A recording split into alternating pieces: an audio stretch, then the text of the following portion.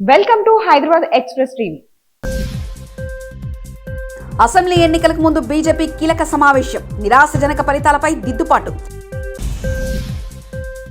చిలకలూరిపేట వద్ద వాహనం ఆపి భారీగా తరలి వచ్చిన వైఎస్ఆర్సీపీ కార్యకర్తలకు అభివాదం చేసిన మాజీ ముఖ్యమంత్రి వైఎస్ జగన్. తెలంగాణ ప్రభుత్వంపై షర్మిల ప్రశంసలు. వైఎస్ షర్మిల. ఏపీలో భారీగా వర్షాలు, పోలవరం ప్రాజెక్టు వద్ద వరద ఉధృతి. అన్నా క్యాంటీన్లను ఆగస్టు 15 నుంచి రాష్ట్రంలో ప్రారంభిస్తున్న మంత్రి నారాయణ. ఉత్తరప్రదేశ్లో ఉప ఎన్నికలు, మహారాష్ట్ర, హర్యానా పలు రాష్ట్రాల్లో త్వరలో అసెంబ్లీ ఎన్నికలు జరగనున్న నేపథ్యంలో ప్రధాని నరేంద్ర మోదీ గురువారం ఢిల్లీలోని పార్టీ ప్రధాన కార్యాలయానికి వచ్చి బీజేపీ కార్యకర్తలతో సమావేశమయ్యారు. బీజేపీ మూడోసారి అధికారంలో రావడానికి నేతల కృషి ఎంతో ఉందని మోదీ కొనియాడారు. బీజేపీ ఐటీ విభాగం అధిపతి అమిత్ మాల్వియా ఎక్స్లో ప్రధాని మోదీ మమ్మల్ని కలవడానికి బీజేపీ ప్రధాన కార్యాలయానికి వచ్చారు. చాలా మంది పార్టీ కోసం దశాబ్దాలుగా పనిచేస్తున్నారు.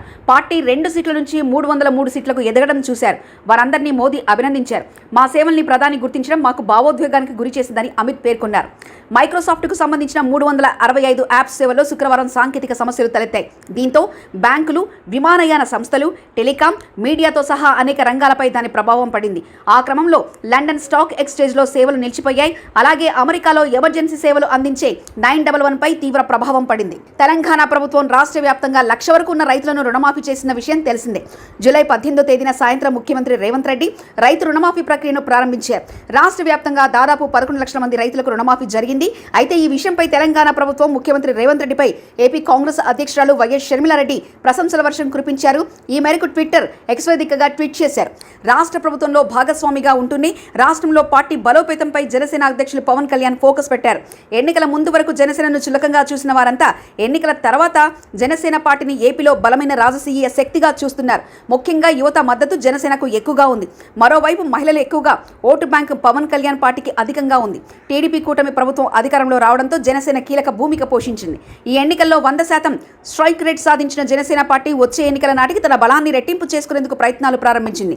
దీర్ఘకాలిక లక్ష్యంతో రాజకీయాలకు వచ్చిన పవన్ కళ్యాణ్ తన పార్టీకి చట్టసభలో ప్రాతినిధ్యం లభించడంతో ప్రస్తుతం తన పార్టీని బలపరిచేందుకు ప్రణాళికలు రచిస్తున్నారు.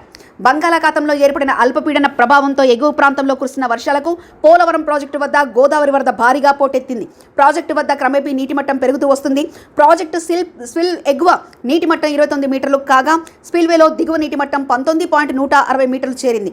అదేవిధంగా ఎగువ కాపర్ డ్యాం నీటి మట్టం 29.150 మీటర్లు, దిగువ కాపర్ డ్యాం నీటి మట్టం 18.700 మీటర్లకు చేరింది. వరద నేపథ్యంలో 3 లక్షల క్యూసెక్ల జలాలను అధికారులు దిగువకు విడుదల చేస్తున్నారు.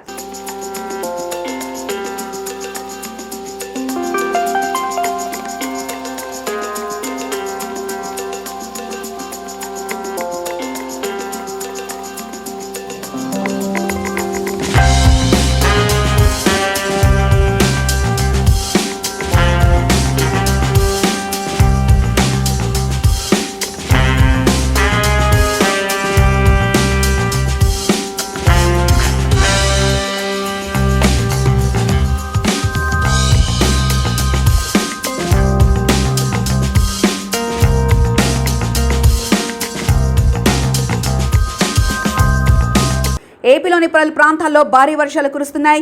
దీంతో వాగులు, వంకలు పొంగిపొర్లుతున్నాయి. రాజమహేంద్రవరం వద్ద గోదావరి ఉధృతి పెరిగింది. ధవళేశ్వరం కాటన్ బ్యారేజ్ వద్ద నీటి మొత్తం 10.8 అడుగులకు చేరుకుంది. దీంతో సముద్రంలోకి 3.50 లక్షల క్యూసెక్లకు పైగా నీటిని విడుదల చేస్తున్నారు.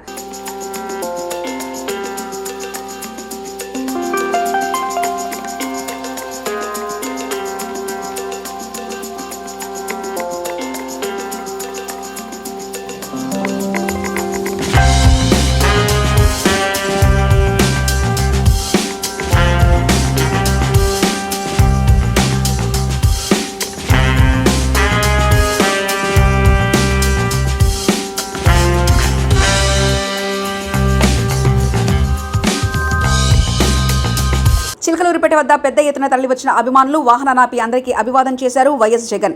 వినుకొండ వెళ్తూ మార్గమధ్యంలో మంగళగిరి వద్ద బుల్లెట్ ప్రూఫ్ వాహనం మొరాయించడంతో ఆ వాహనం దిగి మరో వాహనంలో ముందుకెళ్లారు వైఎస్ జగన్.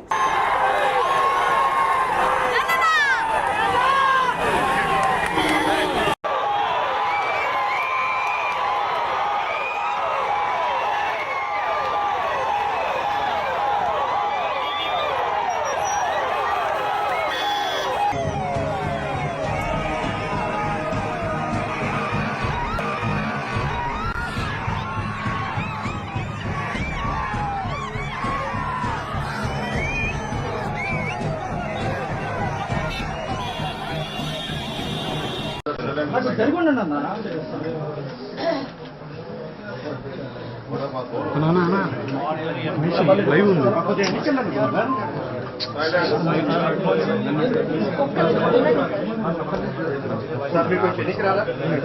నేను బావాలి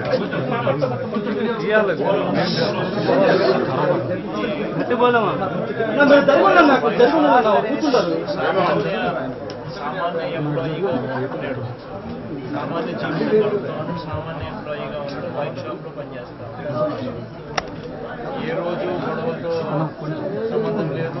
ఏ రోజు ఇంత చంపేంత చంపుకునేంత అంత పరిస్థితుల్లో అంత ఫ్యాక్షన్ అంత గొడవలు అయ్యే ఇప్పుడు ఎప్పుడు లేవు. అంతే కదా.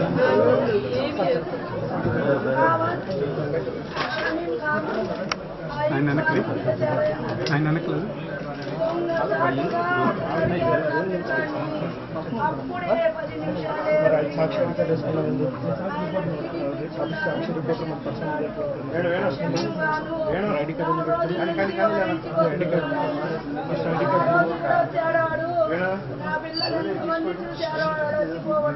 నిరుపేదలకు అతి తక్కువ రేట్లకే నాణ్యమైన ఆహారాన్ని ఆహ్లాదకర వాతావరణంలో అందించే అన్నా క్యాంటీన్లను ఆగస్టు 15 నుంచి రాష్ట్రంలో ప్రారంభించనున్నట్లు మంత్రి నారాయణ తెలిపారు.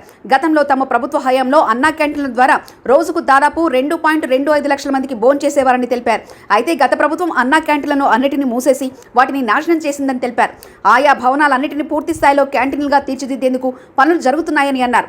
గతంలో అక్షయ పాత్ర సంస్థ ఎంతో చక్కగా నాణ్యమైన ఆహారాన్ని సరఫరా చేసిందని, అదే తరహాలో అదే రేట్లకు ఈసారి కూడా ఆహారాన్ని సరఫరా చేసేందుకు టెండర్లను కూడా స్వీకరించడం జరిగిందని తెలిపారు. దానికి తగ్గట్టుగానే రాష్ట్రంలో 203 అన్నా క్యాంటీన్స్ యాక్చువల్గా ప్రారంభించడం జరిగింది. వాటిల్లో అంటే 203లో 183 యాక్చువల్గా వర్కింగ్కి వచ్చినాయి.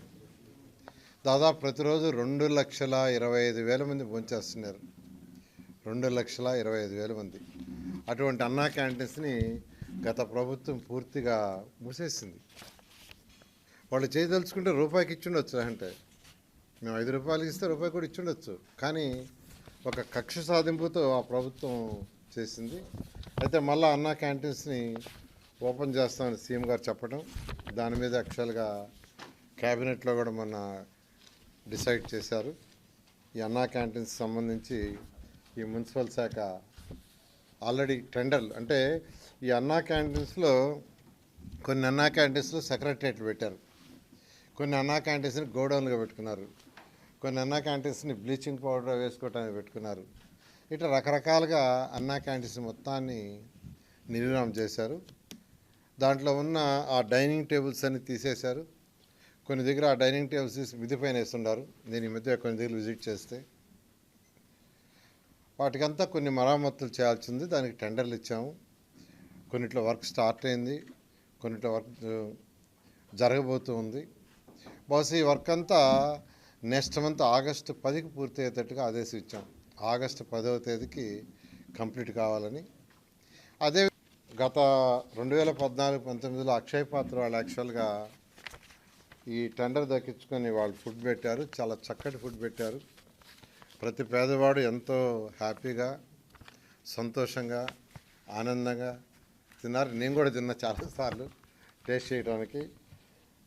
అయితే ఈసారి మళ్ళీ టెండర్లు పిలుచున్నాం. టెండర్లు కూడా 22వ తేదీ ఐ థింక్ ఓపెన్ చేస్తారు. 22 ఓపెన్ చేస్తారు. అదే రేట్స్ సేమ్ రేట్స్లో ఎటువంటి కొందరు అడుగుతున్న రేట్లు ఏమైనా పెంచుతారని. పెంచేది ఏం లేదు. సేమ్ రేట్స్ 5 రూపాయలతో యాక్చువల్గా బ్రేక్ఫాస్ట్ అయినా, లంచ్ అయినా, డిన్నర్ అయినా చేసే విధంగా చేయడం జరిగింది. అంతేకాకుండా అన్ని అన్నా క్యాంటీన్స్ ఒకే మోడల్, ఒకే స్టాండర్డ్. అధికారులకు కూడా ఇప్పుడు యాక్చువల్గా వీడియో కాన్ఫరెన్స్ జరిగింది. రాష్ట్రంలో ఉన్న 123 మున్సిపాలిటీస్కి కమిషన్స్తో ఈరోజు కాన్ఫరెన్స్ జరిగింది. ఒకే మోడల్ ఉండాలా, ఒకే సిస్టమ్ ఉండాలా, ఒకే క్వాలిటీ ఉండాలని ఆ విధంగా చేయమని యాక్చువల్గా ఈరోజు ఆదేశించడం జరిగింది. వినుకొండలో ఇలాంటి ఘటన జరగడం బాధాకరం. శాంతి భద్రతలకు విఘాతం కలగకూడదని చంద్రబాబు గారి లక్ష్యం. మృతుడు, హంతకుడు ఇద్దరూ వైసీపీ వాళ్లే. మాజీ ఎమ్మెల్యే బొల్ల గంజాయిని పెంచి పోషించడం వల్లే ఈ దారుణాలు. వ్యక్తిగత కక్షతో జరిగిన హత్యను పార్టీలకు ముడిపెట్టడం తగదని వైసీపీ నేతలు ఇప్పటికైనా శవ రాజకీయాలు మానుకోవాలని వినుకొండ ఎమ్మెల్యే జీవి ఆంజనేయులు వ్యక్తపరిచారు. ఇవ్వాలనేది ఈరోజు తెలుగుదేశం ప్రభుత్వం యొక్క లక్ష్యం. ఈరోజు వినుకొండలో తొలి ఏకాదశి పండగ రోజు ఒక దారుణమైనటువంటి హత్య జరగటం చాలా చాలా బాధాకరం. దీనికి కారణం ఈరోజు హత్య చేసినటువంటి జిలాని, అలాగే చనిపోయినటువంటి వ్యక్తి ఇద్దరు వైఎస్ఆర్ పార్టీలో తిరిగినటువంటి వాళ్ళు, వైఎస్ఆర్ పార్టీ గ్యాంగ్ లో తిరిగినటువంటి వాళ్ళు, అలాగే వైఎస్ఆర్ పార్టీ లీడర్లతో తిరిగినటువంటి వాళ్ళు, హత్య చేసిన ఆయన, అలాగే హత్య గావించబడ్డ ఆయన ఇద్దరు వైఎస్ఆర్ పార్టీలో తిరిగినటువంటి వాళ్ళు. వాళ్ళిద్దరి మధ్య వ్యక్తిగతంగా గొడవలు ఉన్నాయని చెప్పేసి గతంలో జిలానీ మీద అటెంప్ట్ మర్డర్ కేసు నమోదైంది. వీళ్ళిద్దరి మధ్య కేసులు నమోదైంది. అప్పుడు ఇది వ్యక్తిగత కారణాలను మీరు శవ రాజకీయాలు ఏ విధంగా చేస్తారు? మీరు వ్యక్తిగత రాజకీయాల్ని పార్టీలకు ఏ విధంగా చుడతారు? సిగ్గుందా మీకు? వ్యక్తిగత రాజకీయాలని పార్టీలు చుట్టడం చాలా దుర్మార్గం. ప్రజల అమాయకులు అనుకోవద్దు. ఈరోజు ఈ శవ రాజకీయాలు ఇప్పుడైనా మానుకోండి. ప్రజలు చిత్తుగా ఓడించిన తర్వాతైనా మీకు బుద్ధి రాకపోవడం చాలా బాధాకరం. గతంలో బాబాయ్ హత్యని మీరు ఎట్లయితే దుష్ప్రచారం చేశారో, ఈరోజు మీ పార్టీ కార్యకర్తలు హత్య చేసినా అది తెలుగుదేశం పార్టీ మీద బురద జల్లటం, శవ రాజకీయాలు చేయటం, ఇది ఎంతవరకు? 10 సంవత్సరాల బీఆర్ఎస్ పార్టీ రాక్షస పాలన నుంచి తెలంగాణ రాష్ట్ర ప్రజలు విముక్తి పొందారని, అబద్ధాలతోనే పరిపాలన నడిపించారని, కేసీఆర్ ప్రభుత్వాన్ని గద్దెదించారని కాంగ్రెస్ సీనియర్ న్యాయవాది జనార్దన్ రెడ్డి విమర్శించారు. 7 లక్షల కోట్ల అప్పు ఉన్నప్పటికీ కాంగ్రెస్ పార్టీ అసెంబ్లీ ఎన్నికల్లో ఇచ్చిన హామీల ప్రకారం నిన్న ఏకకాలంలో 31,000 కోట్ల రూపాయల రుణమాఫీ చేశారని సీనియర్ న్యాయవాది జనార్దన్ రెడ్డి సంతోషం వ్యక్తం చేశారు. ఇచ్చిన మాట ప్రకారం సీఎం రేవంత్ రెడ్డి రుణమాఫీ చేశారని, దీనికి హరీష్ రావు జీర్ణించుకోలేకపోతున్నారని ఆయన మండిపడ్డారు. అంతేకాకుండా 10 సంవత్సరాల రాక్షస పాలన నుంచి విముక్తైనటువంటి సందర్భంలో కాంగ్రెస్ పార్టీ పేదల పక్షాన నిలబడేటువంటి పార్టీ అని చెప్పుకోవడానికి దేశంలోనే రైతాంగానికి 31,000 కోట్ల రూపాయలు రుణమాఫీ చేసి ఈరోజు తెలంగాణ రైతాంగాన్ని రుణ విముక్తి చేసిందనేటువంటి సందర్భంలో నేను ఈరోజు మాట్లాడడం జరుగుతూ ఉన్నది. ప్రధానంగా నేను ఒకటే చెప్తా ఉన్నా, ఈ సిద్దిపేట నియోజకవర్గం యొక్క శాసనసభ్యుడు, గతంలో మంత్రిగా పనిచేసినటువంటి హరీష్ రావు గారు, వారు కానీ వారి కుటుంబం కానీ ఏనాడు నిజాలు మాట్లాడరు. అబద్దాల ఫ్యాక్టరీకి వాళ్ళు యజమానులు. అబద్దాలు ముందుగాల పుట్టి వాళ్ళు దాని వెంబడే తర్వాత పుట్టారు. ఏనాడు నిజం చెప్పిన సందర్భం లేదు. ఒక దిక్కు అభివృద్ధి కార్యక్రమాలు 7 లక్షల కోట్ల అప్పున్నప్పటికీ కూడా చాలా కష్టపడుతూ మంత్రి మండలి తీవ్రంగా రోజు అహర్నిశలు 24 గంటలు కష్టపడుతూ పనిచేస్తూ ఈరోజు 31,000 కోట్ల రూపాయలు రైతులకు రుణాలు మాఫీ చేస్తూ ఉంటే హరీష్ రావు కళ్ళకు అసలు కళ్ళ మండుతున్నాయి. ఆయనకు జీర్ణించుకోలేకపోతున్నది టీఆర్ఎస్ నాయకుడు. ఒకటే చెప్తున్నా హరీష్ గారికి, మీరు 31,000 కోట్ల రుణాలు మాఫీ చేస్తే నేను నా పదవికి రాజీనామా చేస్తానని చెప్పారు. నేను ఇలా సిద్దిపేట గడ్డ మీద ఒక న్యాయవాదిగా నేను డిమాండ్ చేస్తా ఉన్నా, నువ్వు తక్షణమే రాజీనామా చేయాలి. ఒక్క రాజీనామా చేయడమే కాదు, 4 కోట్ల మంది తెలంగాణ సమాజానికి నువ్వు క్షమాపణ చెప్పాలి. సిద్దిపేట గడ్డ మీద ఉన్నటువంటి అంబేద్కర్ విగ్రహం దగ్గర ముక్కు నేలకు రాయాలి. లేదా ఈ రాష్ట్రంలో ఉన్నటువంటి న్యాయవాద సోదరులందరూ కూడా ఎక్కడికక్కడ నేను ఏ జిల్లాకు పర్యటించినా అడ్డుకుంటామని చెప్పి, మా కాంగ్రెస్ పార్టీ న్యాయవాదులు అడ్డుకుంటారని చెప్పి నిన్ను తీవ్రంగా ప్రతిఘటిస్తారని చెప్పి హెచ్చరిస్తా ఉన్నాం. ఈరోజు ప్రధానంగా మా ముఖ్యమంత్రి గారు చాలా ఆర్నిషలు 24 గంటలు కష్టపడుతూ, మిగతా మంత్రిమండలి కూడా రెవెన్యూ మంత్రి కానీ, ఇంకా ట్రాన్స్పోర్ట్ మినిస్టర్ పొన్నం ప్రభాకర్ గారు కానీ, శ్రీధర్ బాబు గారు కానీ, దామోదర రాజనరసింహ గారు కానీ, నిజంగా ఈరోజు వాళ్ళు ఎంత తీవ్రంగా శ్రమిస్తున్నారంటే అది ఇలా భారతదేశానికే ఈ మంత్రి మండలి 24 గంటలు కష్టపడుతూ ఒక అసెంబ్లీ ఎన్నికలకు ముందు బీజేపీ కీలక సమావేశం, నిరాశజనక ఫలితాలపై దిద్దుబాటు. చిలకలూరిపేట వద్ద వాహనం ఆపి భారీగా తరలి వచ్చిన వైఎస్ఆర్సీపీ కార్యకర్తలకు అభివాదం చేసిన మాజీ ముఖ్యమంత్రి వైఎస్ జగన్. తెలంగాణ ప్రభుత్వంపై షర్మిల ప్రశంసలు. వైఎస్ షర్మిల.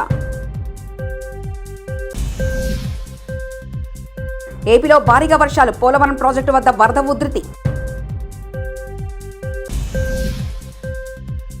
అన్నా క్యాంటీన్లను ఆగస్టు 15 నుంచి రాష్ట్రంలో ప్రారంభిస్తున్న మంత్రి నారాయణ.